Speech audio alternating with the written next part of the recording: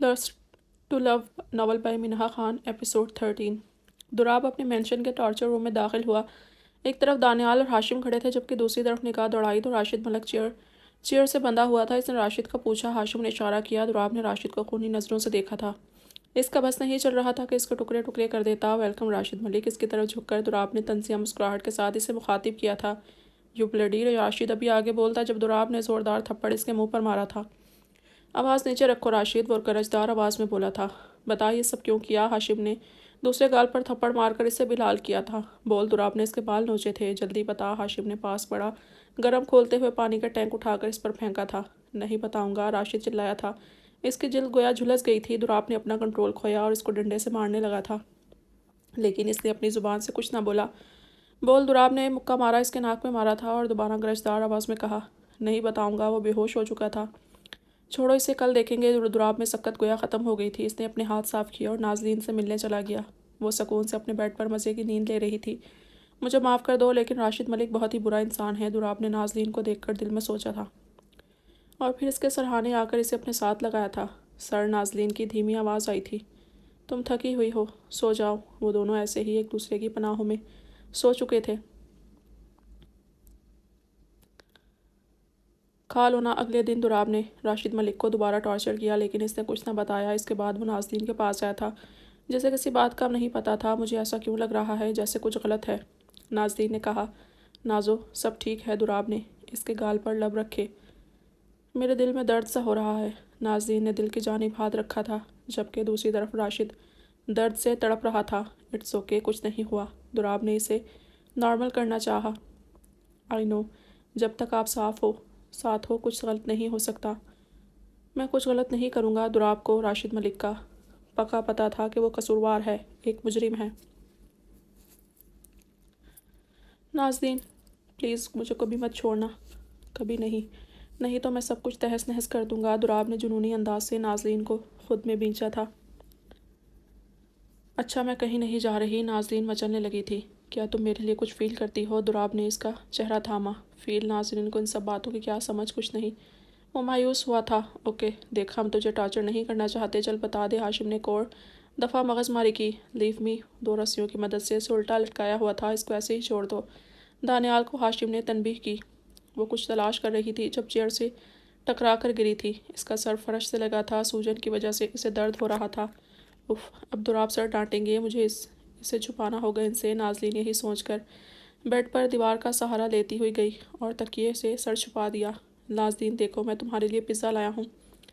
Dorab room में आया तो नाजो को सोने की हालत में पाया, जो कि सोने का ड्रामा कर रही थी। अरे, सो गई। आगे बढ़कर दुराब ने इसका जायज़ा लिया। नाज़रीन ने अपना सर और चेहरा मज़ीद तकिए के अंदर छुपाया। क्या सच में सो रही हो? दुराब ने नोट किया। यस सर, नहायत मासूमियत से जवाब दिया गया था, जिसकी मासूमियत पर दुराब भी मुस्कुराया था। लेकिन फिर इसे खदशा हुआ कि ज़रूर नाज़रीन कुछ छुपा रही है। इसने ब्लैंकेट इस पर से हटाया। सर, मैंने कुछ नहीं किया। नाज़रीन ने कहा। क्या नहीं किया? इसे अपनी गोद में लिया था, जो अपना चेहरा तकिए से छुपा रही थी। कैसे हुआ? दुराब ने तकिए को दूर किया तो इसका ज़ख़म देखा। वो मैं गिर गई थी। धीमी सी आवाज़ सुनाई दी थी। अच्छा, मैं नहीं डांटूंगा। दुराब को समझ लग गई थी कि वो इसकी वजह से ये सब कर रही है। इसने सोजिश पर क्रीम लगाई थी। मुझसे कुछ भी मत छुपाया करो। पिज़्ज़े का बाइट इसे खिलाने लगा। अगली सुबह वो दोनों एक दूसरे की बाहों में सो रहे थे। जब नाज़रीन उठी तो इसने दुराब का बाजू खुद पर महसूस किया। अपने हाथ से इसने दुराब की मौजूदगी को ट्रेस किया था। उफ़ो, ऐसे पकड़ कर रखा है जैसे मैं भाग जाऊंगी। नाज़रीन ने इसे ज़रा सा हिलाया। सोने दो ना, मुझे थकावट है, दुराब ने रूहान से लहजे में कहा था। नाज़रीन ने अपना हाथ इसके सीने पर रखा। तब इसे पता चला था कि इसने शर्ट नहीं पहनी हुई। इसके सीने पर हल्के हल्के बाल नाज़रीन को चुभे थे। इसके सख्त भारी मसल्स को हाथ से महसूस किया था। इसके बॉडी एब्स को अपने हाथ से महसूस करने लगी। नाज़रीन, मत करो ऐसा, नहीं तो मेरे अंदर का जानवर जाग उठेगा। दुराब की आवाज़ से इसने हाथ फ़ौरन पीछे किया था, जिसे लग रहा था कि वो सो चुका है, लेकिन वो तो जाग रहा था। आप तो पहले ही जानवर हो। इसने खिड़की की आवाज़ निकाली। अच्छा जी, तो अब देखना ये जानवर क्या करता है। शरारती अंदाज अपनाए दुराब अब इसके ऊपर आ चुका था। मेरे मसल्स को तो तुम देख महसूस कर चुकी हो, अब ज़रा मुझे भी अपने मसल्स का दीदार करने दो। एक ही लम्हे में दुराब ने इसकी कुर्ती पैंट से ऊपर कमर तक सरकाई थी। جس کے ساتھ ہی نازنین کی سانسوں سے اس کی کمر اوپر نیچے ہونے لگی تھی۔ دوراب نے فوراً ہی اپنے لب اس کے پیٹ پر رکھے تھے۔ نازنین نے اسے سختی سے پکڑا تھا اور کراہنے لگی۔ دوراب کی جنونی کیفیت سے اسے اپنا چہرہ اس کے نازک وجود میں چھپایا تھا۔ اس نے نازنین کی کرتی اور اوپر سرکائی تھی۔ نازو، تمہارے مسلز تو مجھ سے زیادہ ہیوی ہیں۔ نازنین کی پرواہ کیے بغیر اس نے اس کے دل کے مقام پر اپنے ہونٹ رکھ کر دبائے تھے۔ نازنین کی سسکی میں اضافہ ہوا تھا۔ سر، کچھ پوچھوں؟ نازنین کی آواز کسی کھائی سے آئی تھی۔ اتنا اچھا سین چل رہا ہے، کیوں خراب کرنا چاہتی ہو؟ اس نے فوراً ہی اس کی گردن پر لب رکھے تھے۔ پلیز، نازنین نے بمشکل کہا اور اپنا چہرہ اس کے سینے میں چھپایا۔ بولو۔ دوراب نے اپنی ایک بازو اس کے گرد پھیلائی اور اس کا وجود سہلانے لگا۔ میں دیکھنا چاہتی ہوں، پلیز بتائیں نا کب دیکھوں گی؟ میں تمہیں ڈاکٹر کے پاس لے جاؤں گا کل، دوراب نے اسے کہا۔ اور کیا میں دیکھنے لگوں گی؟ سچ میں؟ سچ سچ بتائیں۔ ہاں، لیکن وقت لگے گا۔ اوکے، نازنین نے مختصر کہا۔ اچھا، تم سب سے پہلے کسے دیکھنا چاہو گی؟ دوراب نے کچھ دیر بعد سوچ کر سوال کیا۔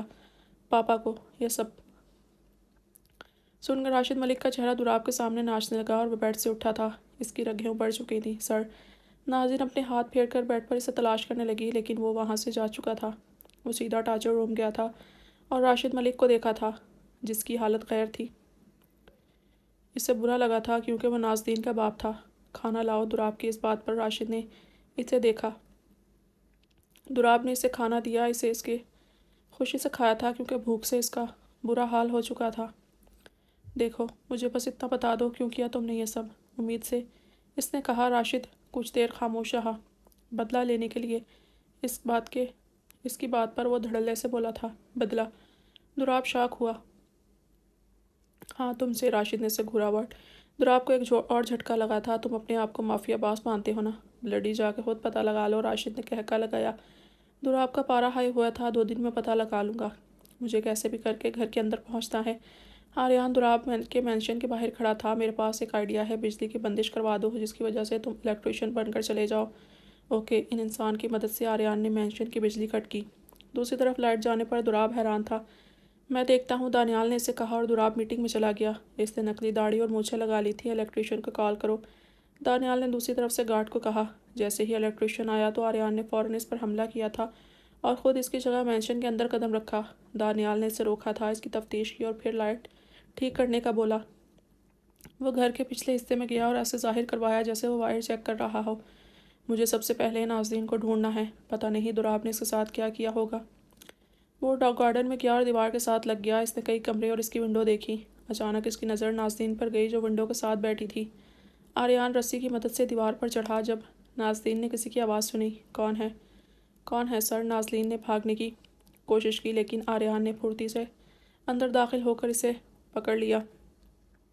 چھوڑو مجھے، اس نے خود کو چھڑوانے کی کوشش کی۔ میں ہوں نازنین، تمہارا آریان۔ نازنین نے ہاتھ کی مدد سے اسے چھو کر محسوس کیا۔ تم آریان ہو؟ نازنین کی بات سن کر آریان کو اپنی نقلی داڑھی مونچھیں یاد آئیں۔ اس نے فوراً سے اتار دی۔ یہ دیکھو، میں ہی ہوں۔ آریان نے اس کا ہاتھ تھاما اور اپنے چہرے پر پھیرا، جیسے اسے محسوس کروا کر یقین دلوانا چاہتا ہو۔ نازنین نے آخر اسے پہچان لیا اور فوراً اس کے گلے لگ گئی۔